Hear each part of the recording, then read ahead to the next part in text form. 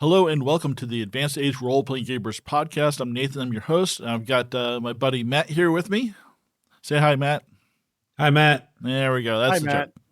joke. And we've got Luke Stratton, a.k.a. Limithron, creator of Pirate Borg. Hopefully you've heard of that. If you're here, you've probably heard of that. Luke, thanks for seeing us again. It's great to see you and talk to you. How's it going? Oh, matey, it's going quite well. Thanks for having me. That's good. It's really good. Pirate Borg is doing swimmingly well, and we're getting ready for our second Kickstarter on September 17th. And there's so many things in the Kickstarter that it's like kind of daunting just to get it all ready to go. But we're really, really excited to like get this stuff out there for people to add to their Pirate Borg campaigns. So, yeah, this is pretty neat. You sent over a little preview, which thanks a lot for giving us a sneak peek at this. And it looks pretty slick. And it's like a lot of it feels like pretty done. So, oh, yeah. Well, so, I mean, just a little bit of a quick backstory here. My big like magnum opus is called The Dark Caribbean. It's like this book I've been working on since before Pirate Borg. It's basically a setting book. But after the Pirate Borg Kickstarter, I was like, man, I really want my project to be done before I go to Kickstarter next time so that I could A, focus on the Kickstarter and then B, ship right away rather than that, development cycle that happens. With Pirate Borg, it was great because it did way better than I was expecting. So I got to give it like more energy in spots that I hadn't. But moving forward, I was like, I want to finish these things before we go. And it had been like 2 years and I really need to like get the next thing out. And like people who are coming to our booth are like, hey, do you have anything new? Yeah. So rather than just keep on pushing forever, we decided to do like, I had a few adventures that were done that were in the Dark Caribbean that didn't really make sense in that book. And another one, this like vampire thing, which I'm sure we'll talk about, that didn't make any sense in there. And I was like, you know what? I could just finish those and put them in a smaller book and kickstart that now and then go back to working on the Dark Caribbean. Well, so that's what we've decided to do. But then, of course, in classic Limithron style, I have to make it as good as possible. So now there's like all these new spreads in there that weren't in there, but it is pretty close to done. The bulk of the book is 3 adventures, and those are 2 of them are completely done. One of those needs a little bit more art, and then I'm still finishing up the third one. But we're gonna have those. The book should be buttoned and edited by a month after the Kickstarter, hopefully, so people can get the PDF like right away. That's the idea. Yeah, I mean it's the layout for the stuff that's in here looks pretty great and in true Pirate Borg style. I think the folks that are that attracted to the Pirate Borg style, they're going to be pretty happy with what I can see right now, which is pretty great. So yeah, I noticed even in the description that caught my eye from looking at this Pirate Borg or just many of these books in general from the genre. It said rules light. It was like rules light, art heavy. Or I'm probably quoting it a little bit wrong, but no, that's right. It's rules true. Light. I mean, that's also a Mork Borg tagline. Rules light. Art. Yes, Mork Borg they say rules light, heavy everything else. Well, and I think it's an interesting. It really is a concept that's kind of gone through these books. That owning these books. I mean, they're great games. You play the games, they're fun, but they're just beautiful to thumb through. Yeah, I think that's kind of a nice. Yeah, sorry, go ahead. No, that's it. I'm sorry. Yeah, for me, I mean, Mork Borg was a huge lesson for me in that I was playing a lot of 5th edition at the time, and I had started to like get interested in the OSR, but between Mork Borg and Knock, I was like, these guys are presenting information in a way that means more to me than if I had read 300 pages. Like I can understand more about how to present the world of Mork Borg in that example to a group of players just by holding and looking through the book, and I think because of the history of RPGs and especially like Gary Gygax's approach, like you think you need a lore dump on people, and that I don't think that's true at all. I think if I hand you Pirate Borg and I'm like, look at this, now describe what it's like to be there, that you're going to get the group closer to the Dark Caribbean than if I gave them a Word document that was 200 pages, Right. I think also another advantage you have with that is that, like, think of like when Gygax and all those guys were doing Lord of the Rings, you probably, or not Lord of the Rings, sorry, D&D, you had folks like them who read Lord of the Rings, but Lord of the Rings was not on everybody's bookshelf, right? That's true, yeah. And I think with one of the advantages you have is for the collective consciousness. You could just say pirate, and there's not anyone going, "Huh? What's a pirate?" Yeah, we've actually found that I think this is part of the reason that Pirate Borg has been so successful is that it's rules light, so it's really easy to teach people, even people like if they're playing 5e and they want to break, like the commitment's so low. Like there's here's the rules on one page. Like they're able to dip their toes in without having to read a bunch. But also we say this all the time. Like if you're playing with, we call them normies, or if you're playing with people who don't, didn't grow up with like Lord of the Rings, like in, the back of their brain constantly, or, being able to recite every line of Star Wars, like those people may feel less comfortable playing like a tiefling bard or, like some eldritch wizard. They don't like have the like zeitgeist bumping around in their brain to be able to pull that off.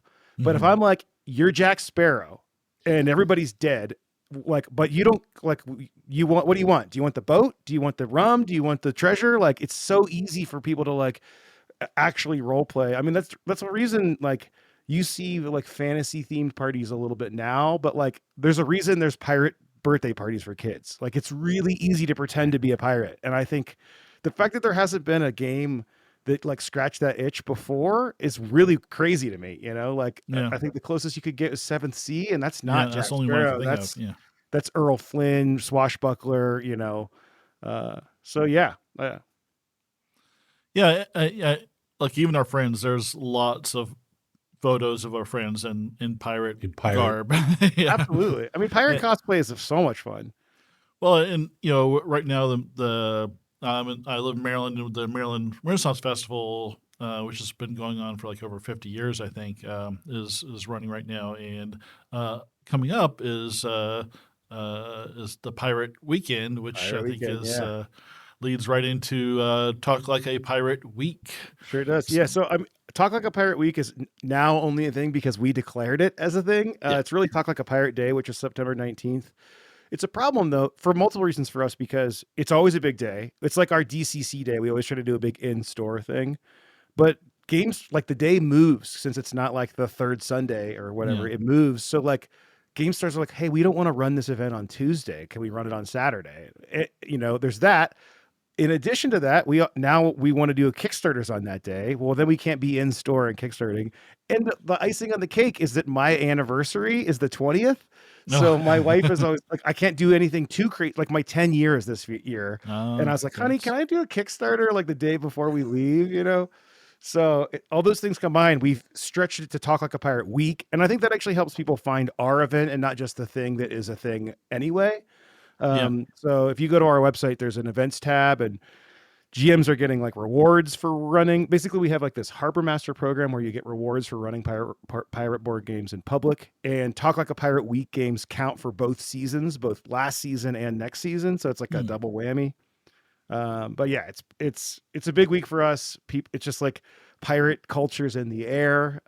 So I'm always happy to see people like, oh yeah, I'm Talk Like a Pirate Day. Oh yeah, of course your Kickstarter's during Talk Like a Pirate Week, So I just had my 30th anniversary party this past weekend. Oh, nice! Congratulations! So yeah, thank you. Show off. Yeah. So you got a ways to go, but 10's good. That's a good milestone. One, yeah. It's crazy. It doesn't feel like that long, but I was just saying, it's like, does she ever ask you, hey, are you going to be doing this pirate thing like forever?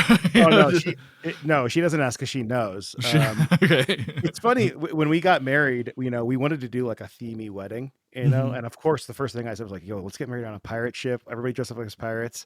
But at the time she had seen some photos of me at a pirate party with an ex-girlfriend, from years before. And she's like, no, that's a thing with your ex. And I was like, no, you don't understand. Like, she just happened to be there because we ended up doing like Hobbit themed, which was actually way better for a wedding. It was a little less costumey, and but yeah, she gets the drill. And like I said about quote normies playing RPGs, like the only one I can get her to have fun playing is Pirate Borg. Like we tried playing 5e, and there's just like too many. Like she's not going to read the player's handbook ever. She's going to show up and play. Well, when it's like you have 5 stats and 1 ability, like it's easy. So.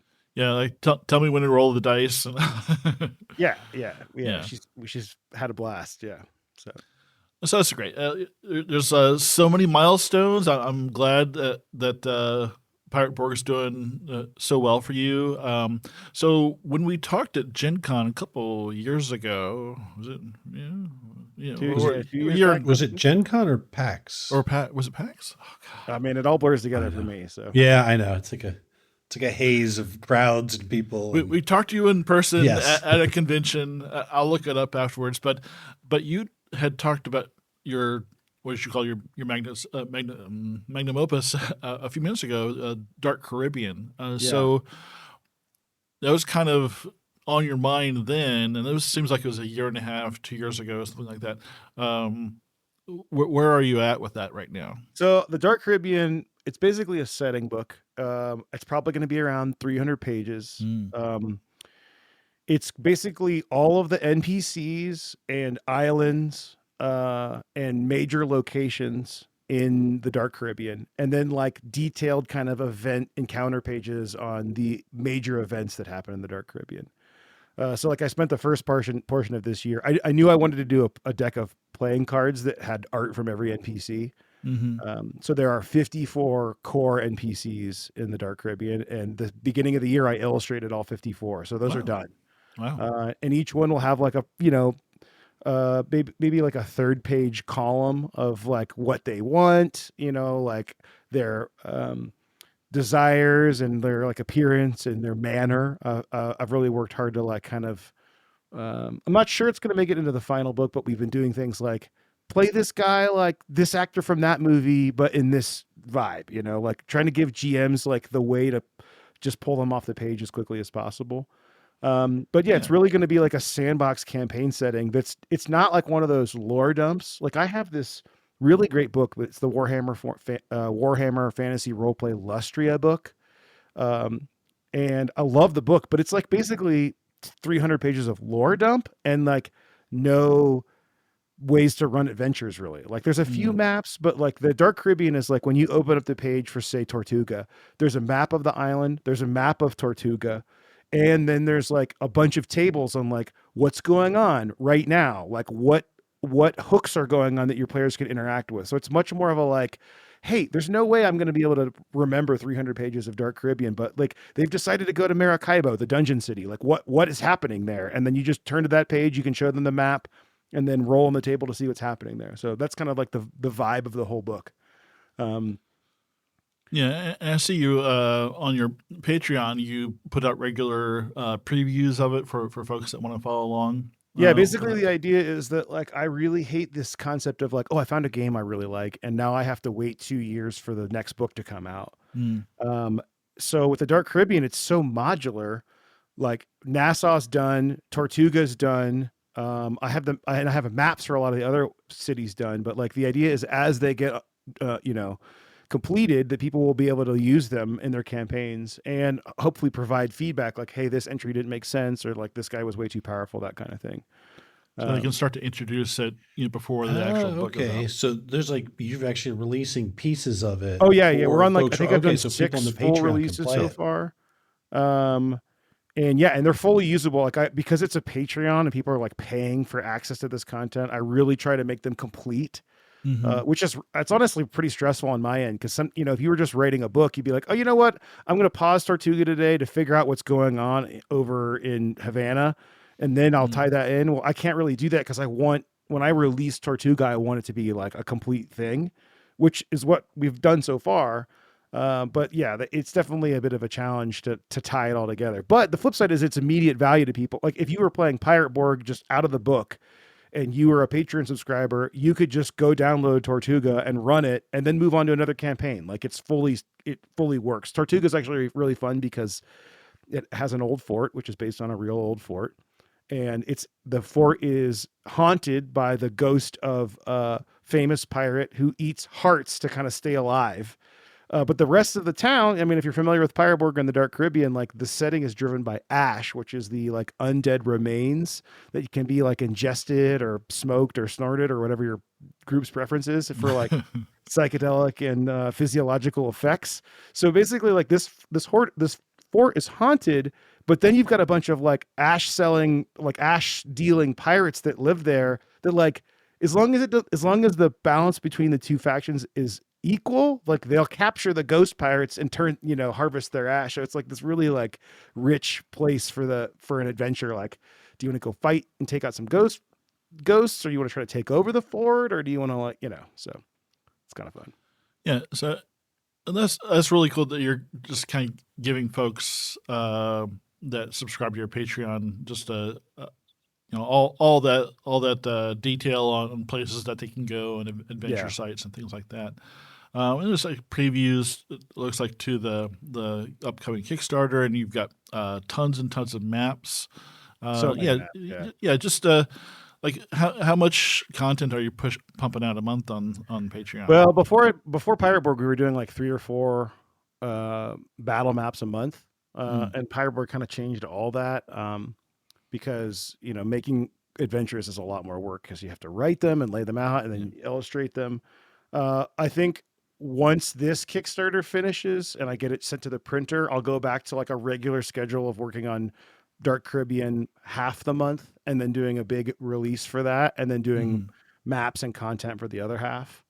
Like for example, one of the things we have planned coming up in this book, in Down Among the Dead, there's a stretch goal for a Jolly Roger generator, which I actually already have written, but I'm not going to do the layout and all the art for it unless we hit this stretch goal. But basically you can roll up, like, what's the pirate flag look like? And there's like a couple D100 tables and then like the condition of the flag. And I worked really hard to make sure that the generator can hypothetically could roll all the real pirate flags, if you had a really, really lucky roll, but one of the things on the Patreon will be, I'll have drag and drop pieces of art for all 200 entries on there. So like if you rolled up, it's got 2 skulls and one of them has demon horns and then crossbones underneath, you could go drag those icons onto a blank flag and then print it out, or send it to a real flag printer if you're crazy, or put it into your VTT. So that's kind of the stuff that like I've always been excited about as a GM, but that like I feel like no other game companies really do, where you can mix the like digital asset world with what you're making in the book. It really wasn't possible when we all got started, but sure. But now I see more and more things like that where they're trying to include digital assets, whether it's music or some sort of graphics or NPC cards like you're talking about. Yeah, you get it more now that there are kind of like younger, indie creators, especially making Kickstarters. But I guess that what I'm trying to say is that the Patreon really lets those things, like there's no way I could, spend a month making a bunch of asset kit pack for a flag generator and then like put it into an online store and hope that makes sense. Like there's not going to be a demand for that. But if you're in the Patreon and you're playing a pirate game already, you're totally going to use that. Like it may not be worth the purchase, but it's definitely worth part of the overall package. That's kind of the idea of Patreon is just another form of crowdfunding. So I mean, it gives indie creators like you an opportunity to kind of find their audience, I think, and give them the things that they're looking for. The thing that I've really loved about Patreon is it really, like, it's not a store, and it really lets me like make the thing I want to make without having to worry about going to market, in quotes. That's always a good thing. If you're a publisher, what's the full product look like? What's the launch date? Like, with Patreon, you don't do any of that. You just make it and then give it to people and they can use it right away and everybody wins. So, Matt, do you have any questions off the top of your head before we dive into the Kickstarter stuff? Oh, no, I was getting ready to dive into the Kickstarter. Well, do you want to start? So we're going to get into Down Among the Dead now. The core of it is 3 adventures. And I want to get to the adventures in a second, but do you have anything off the top of your head, Matt, that you want to? No, in fact, like I said, so I do have a couple of questions, but they are tied to the adventure. But first, I'm looking at the overview of the Kickstarter products. It's a lot of stuff. And it's an amazing. There's a lot of this is very exciting, and I see there's a lot of extra stuff too because you're going to be offering as part of your stretch goals the previous materials as well. So someone could really jump in and not just kickstart for what's coming out, but they could kickstart and get basically the whole Pirate Borg suite of products. Yeah, I wouldn't. I think add-ons is maybe a better word than stretch goals because they're not. You don't have to unlock them. It's true. Right. But Okay. yeah, so what? Like, it was just going to be this book. Like, let's just do a small Kickstarter. But we actually had like kind of through a fortuitous turn of events, I brought on a new full-time staff member named Zach Goins, who was with World of Game Design. We've run into Zach a bunch on the convention circuit. And when he kind of was moving on to new projects, we like knew we had to have him, and his specialty is Kickstarters. I think he's run like 50 of them or something. Wow. So like with him on board, I'm able to like do things in the Kickstarter without having to do all the manufacturing side. Like he can help take care of that. And that's been great because then we can be like, let the creative side drive what we're making rather than like, that's going to be too much work. So we went from just this one book to like, there's the core book. We're doing a like giant A0, which is like 4 feet long battle map for both of the adventures. We're doing dice that are like, I'm a dice goblin. So like making my own dice is like a dream come true. It's not just like a cash grab. It's like, we'll pay extra to have these dice, you know? Yeah. And then at Gen Con this year, I picked up the Arkham Horror role-playing game. They had a starter set, you know, and it was $35 and it has all these assets in it. Like it has like puzzles and tokens and battle maps and booklets. And I was like, dude, we should just do one of these. Like, this is such a cool product. And like Pirate Borg has all these assets because of the Patreon, years of making pirate ships. It's like, this would be really easy to do. So then we blew it from just the book to now we're doing a starter set as well with a new adventure in it. That's called Trapped in the Tropics. And it's going to have, you know, 3 big battle maps, punch out tokens for creatures and for ship combat. It's going to have laminated character creation guides. Like it's the number of things in the kit is like insane. So I'm really excited about that. And then of course we're doing, you can get all the old stuff. Like since there's the starter kit, it's really kind of like, hey, Pirate Borg did really well the first time, but like that was before it got all the press hype, and that's before it was signed to Free League. And now like this second time around, like Free League is on board and they're helping with like all our worldwide distribution. And it's just, I don't know, it's really exciting to see all these like little pieces falling into place. And we've also learned like what GMs need at the table. So we're trying to get some of those things into Kickstarter so that you can get, you know, you don't have to outsource as, you know, many things as you would with just buy just a book, you know? Yeah, I am a huge fan of starter kits, and I've talked to we've talked to Chaos even a few times, and I always compliment them on their starter kits. Theirs are really great too, yeah. So yeah, and Free League's been doing great with them also. So well, yeah, I think Free League is probably why we're doing it because their starter kits are so good. That it's just really great way to get people into an experience, not just into a game, you know, because with all the little visual aids and stuff.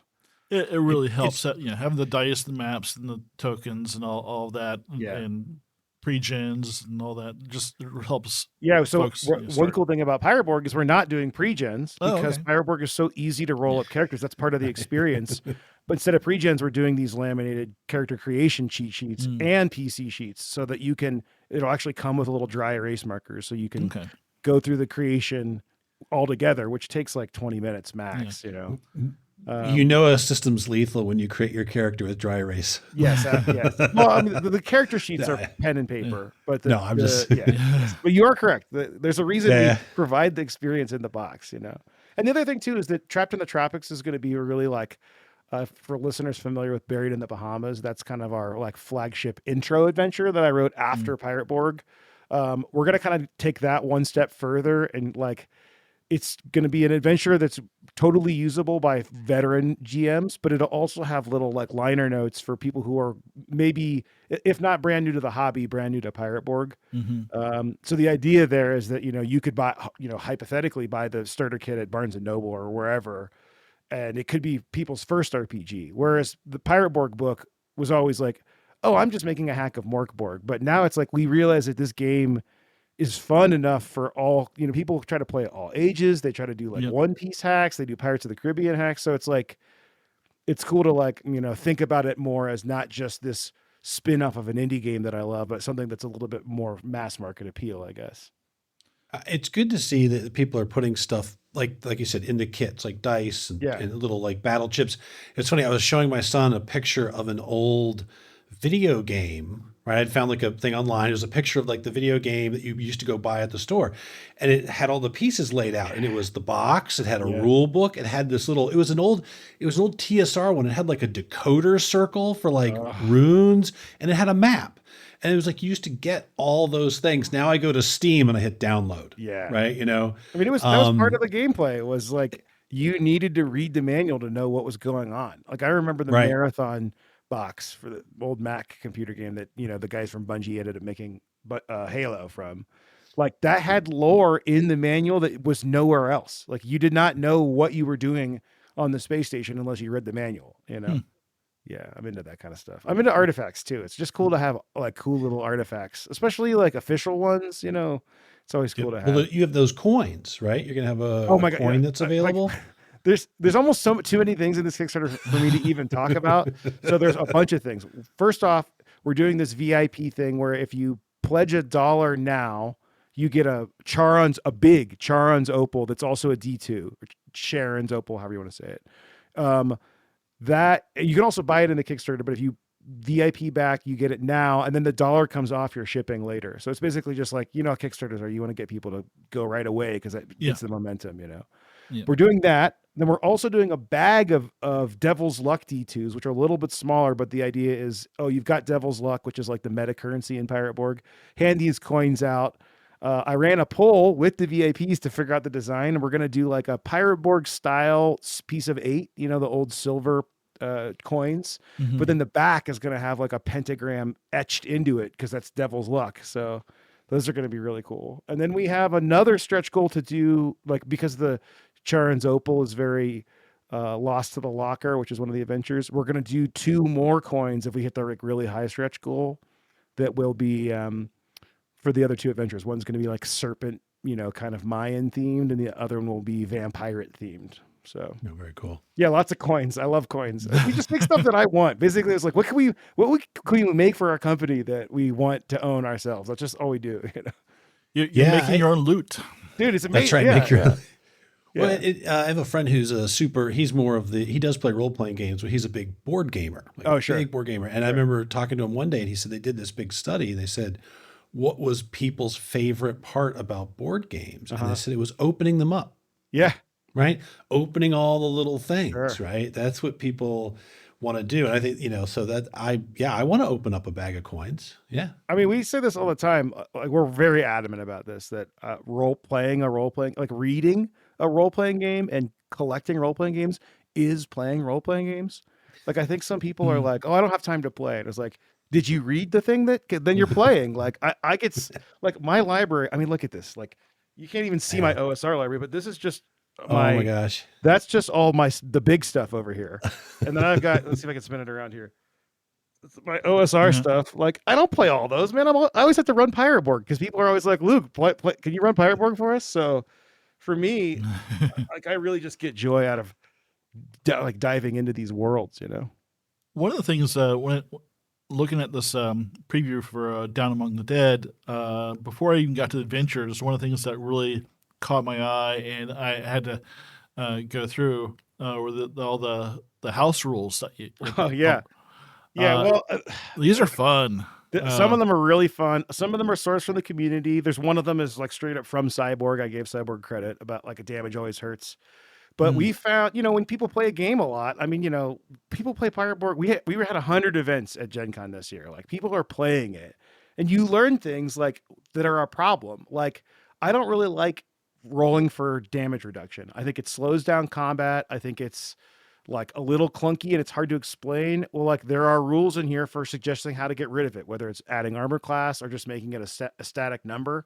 But then there are a lot more fun ones, like, you know, we call it cosplaying in the sand. Is like, if you bring if you wear a costume to Pirate Board game, you automatically get the gear that you brought.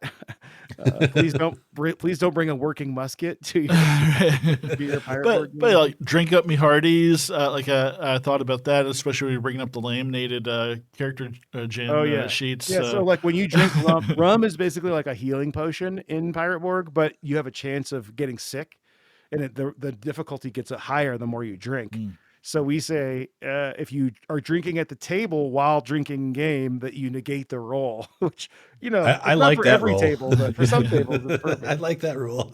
Yeah, Yeah, so we have a getaway that we where we get up together once a year, and so yeah. I think we have to bring Pirate Borg to Oh that. yeah, and I mean, with that in mind, we are talking about doing.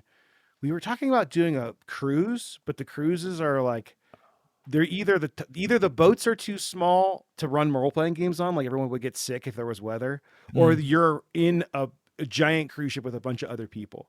So I think we've nixed the cruise idea after talking to our GMs, and we're talking about doing like maybe somewhere in Florida or maybe on Ocracoke Island where Blackbeard was, doing a little mini con. So Oh, okay. the idea of playing Pirate Borg in the place where it is supposed to take, like, you don't get to do that with D&D. You can't go to Faerun, you can't, Right. Yeah. like, you can go to Closest you can England, but go is like New Zealand, right? And go yeah, to I mean, but it's still like the Hobbit. we actually finished writing and playtesting Buried in the Bahamas on a boat in the Bahamas. Like it was like Nice. so cathartic. Like I can only.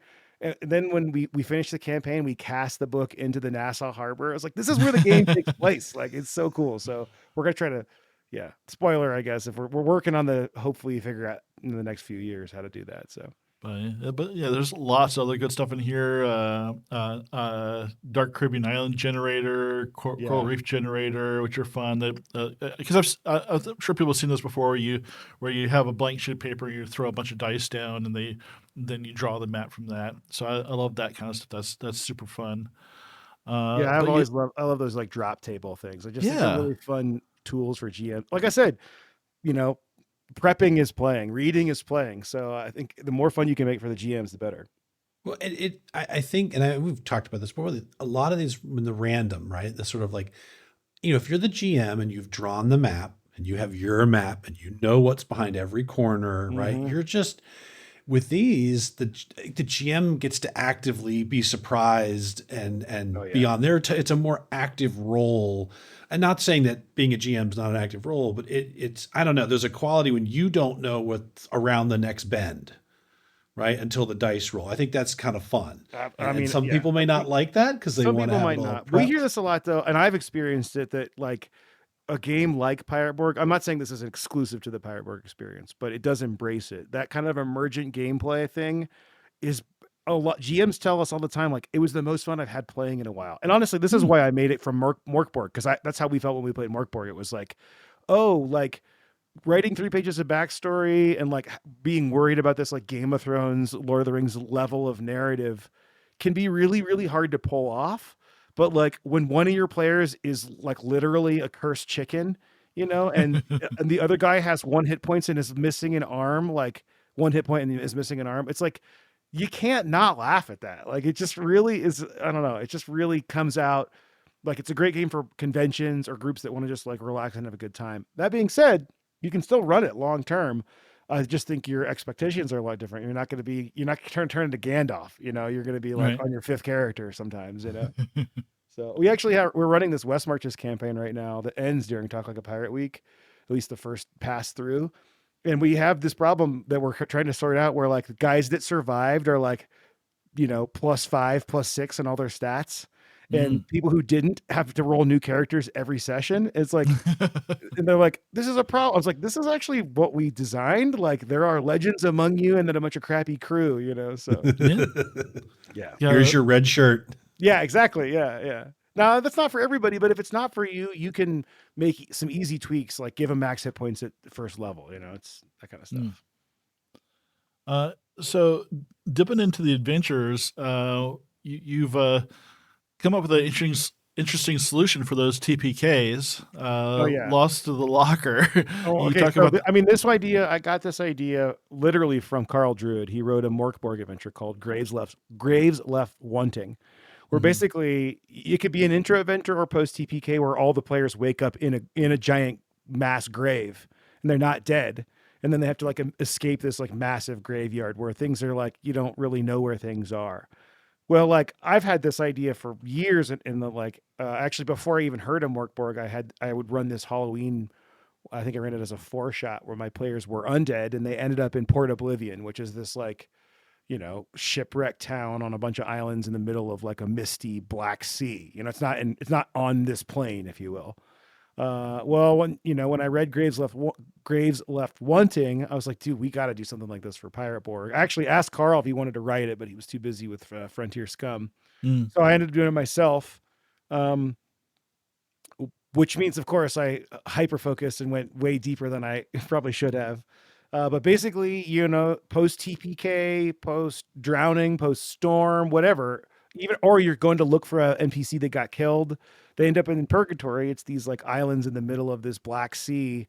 And you can't escape. Like the rules don't work. I won't spoil it, but the rules are different. A lot of rules get broken. Yeah. Time does not work. There's a D20 timetable that can go from rolling a nat 20 is, you arrive 20 seconds before you left. And rolling a 1 is you arrive 1 eon after you left, that kind of thing. So it's just very wacky. It comes with a map of the locker, but you can also use that as just a checklist of locations, and then have your players like roll each time they travel to find out what island they find.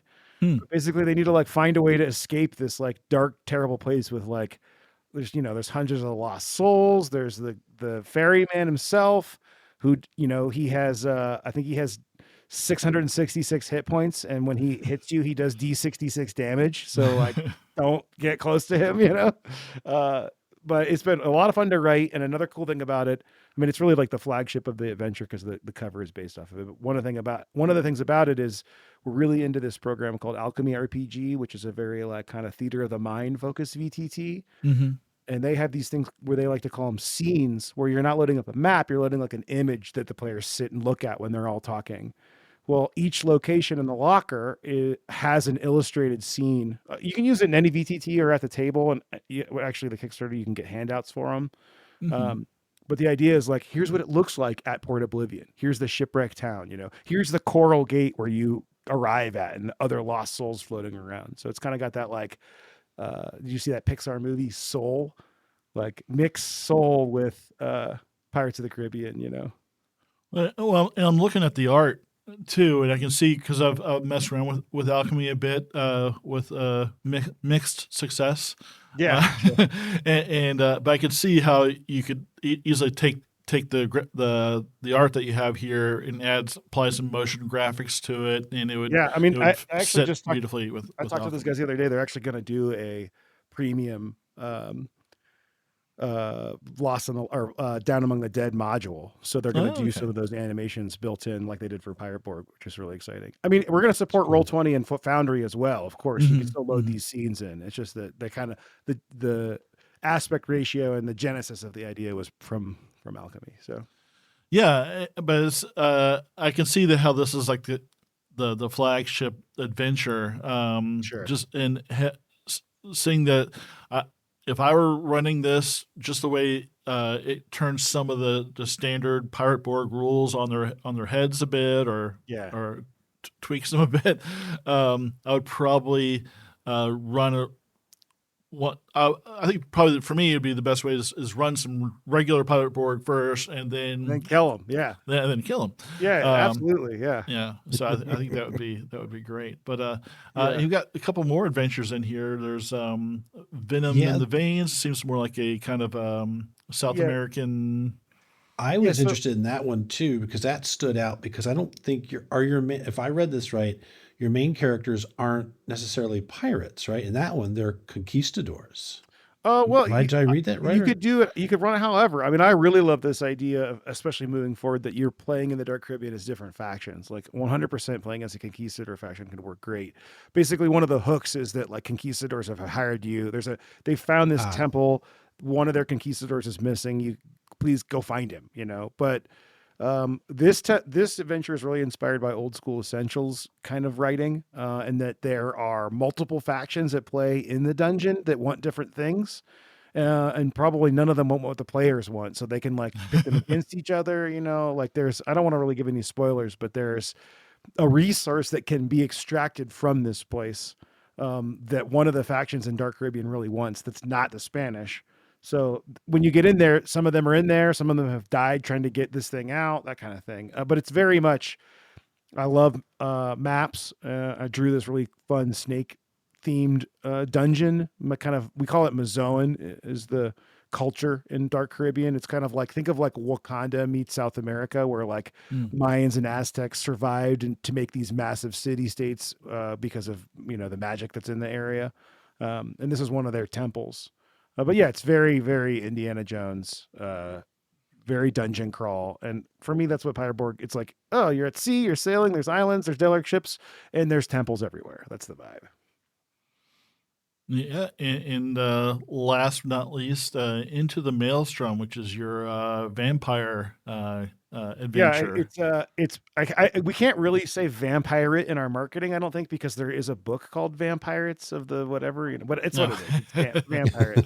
It's vampire. It's vampire pirates, but with a twist. Um, it's, I guess, without getting too spoilerly, this is very much like 100%. This is I6 Ravenloft or Curse of Strahd meets Shadow over Innsmouth, like that meets Pirates of the Caribbean. Like Oh, that's the okay. vibe. And as it sits right now, like the version that you guys have is mostly just kind of a dungeon crawl. It's basically a vampire castle on a ship, on a On a pirate ship, ship, yeah. on a first rate ship of the line. And it's very like kind of Morkborg, old school essential style layout, where you have like full maps of the side view and top view of the ship on every page, so you can really tell Yeah, where you're at, and then yeah. the monsters are very clearly labeled on the map. um, but one of my stretch goals, and I'm trying to make sure, I really hope we get it, I want to make sure it's low enough that we definitely get it, is to do an expanded version of this adventure that'll take it from less I6 Ravenloft and a little bit more Curse of Strahd. Obviously, it's not going to be that long, but I really would like to add a town and like a haunted jungle with some like Oh, wow. old Okay. ruins that you need to go explore. It kind of maybe place some relics or something around the Dark Caribbean. Um, but yeah, basically, there's a big bad vampire, and he's got a cohort of other vampires, and it's like perfect for Halloween. It's going to be, uh, you know, so tropey. It's like almost a little. This is why it wasn't in Dark Caribbean. It's like a little too tropey. Mhm. There's literally a forest on one of the decks that's filled with ravens. It's like That you that probably is wouldn't have that is that in a so old school D&D. yeah. I mean, Right? it's still logical in a sense, Yeah. especially the way that, I won't spoil it, but the way like what this vampire is up to kind of explains some of the things on the ship. But there's definitely some like Halloween shit in this thing. So yeah. Another cool thing, I mean, not to be too like salesy about it, but that adventure is coming out this month on Patreon. Oh, So okay. people can play test it, but they can also have it ready to run. Like, I don't want people to have to wait till next Halloween to run this thing. Yeah, yeah. So they can get it now and run it in October, because we're recording like on the middle of September right now. So Yeah, yeah. It looks really cool to me. And I do like the an old school dungeon crawl and having on a ship with all these different environments on each level. And what you're describing, the overhead view and then the side view alongside it really does help a lot. There's other games I absolutely love, but and they have beautiful maps. I'm not gonna say Alien, but it's Alien.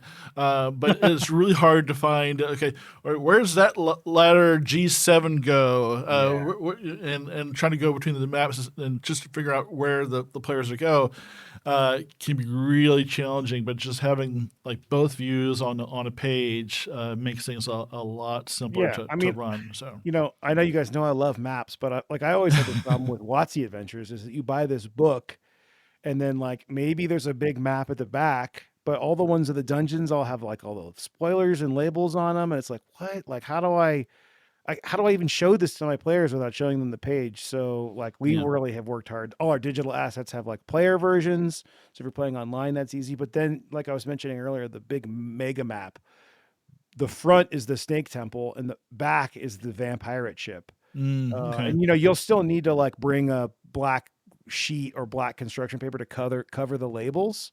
Hmm. But the idea is that you could roll out this 4-foot map in front of your group, and it's like, dude, it's like $20 for like you couldn't print this thing for $100 at Kinko's, and it's like, Right. Right. like we try to make everything as cheap as we possibly can, but still as inexpensive as possible, so that people can actually use it. But the idea was like, Halloween, roll this thing out, cover half of it up. Like you're up on top, and like the ratlins and shrouds are made of spider webs instead of rope. Like, what do? There's mist everywhere. The blood is dripping from corpses hanging from the, it's like very, very, one of those. Yeah. I digress. No, it's beautiful. Just like the passion you have for this, and just the support you've gotten from not just the Mork Borg community, but just like scallywags in general. Yeah, man, I think it's great. I mean, it kind of feels like there's just this vibe out there of people like me who are like, we need good. I don't want to, like I said, I love 7th Sea, but I don't want to play I don't want to be Princess Bride, Yeah, I want to be Barbossa and his guys on, I want to be like grim, dark. I want it to be, it's Darkest Dungeon meets Sea of Thieves. I say that all the time. Like I want it to be evil, terrible pirates in a terrible world. And I feel like, thankfully, there are other people out there who are excited to hop in on that journey with us. So it's fun to play the bad guy, and sometimes finding redeemable with the unredeemable or irredeemable. Yeah, I was saying this the other day, but like, when you play Mork Borg and you don't have an arm, or you're like your teeth are missing, you're like, oh, I'm so terrible. But like in Pirate Borg, you just expect that. Like of course he's missing a leg. He's a pirate. Like, duh. Yeah, it's like it doesn't make it. It's like dark, but also not dark. It's like. And of course he's got an undead parrot. Yeah, of course. Right. Of course, the captain is a skeleton monkey. Like that's of course. Luke, it's great to chat with you again. Hopefully we can chat again soon after this successful Kickstarter. But Matt, cross your fingers. Yeah. Yeah. I'll come back and talk even more about the terrible place that is the Dark Caribbean. Yeah. Matt, do you have any closing thoughts? No, I think this is really awesome. No, I think this is one of those games that we've done the Mork Borg. We need to do the Pirate Borg. Yep. Because I think this would be a lot of fun. And I'll just leave that as that last little worm in your brain is, playing a pirate hunter, or like that would be, again, that'd be kind of a cool idea. I'd be down for that. For those of us who real quick, at GaryCon last year, I ended up running a pickup game for some people. I was like, what should we do? And I was like, Pirate Borg. And they all played as rats in the hold of a ship. And it ended up with my buddy Haas fashioning armor out of cheese. And then that's, you don't need Pirate Borg to get that kind of wacky, but it's there if you want it, That's beautiful. Awesome. Yeah. That's good stuff. Luke, anything from you? Anything you want to? No, I just want to say Kickstarter is on September 17th, which is the beginning of Talk Like a Pirate Week. Check out limithron.com, our events page, if you're looking for a game on Talk Like a Pirate Week, or if you want to run one, get our Harbor Master credit. I'm pretty much everywhere at Limithron, which is actually Sendarin for Light Wizard. I didn't ask that before. I should have asked you that. No, it's all good. And all the links for Patreon, Kickstarter, social media, all that stuff will be in the description. So just open that up and click. But thanks, everybody, and we'll see you next time.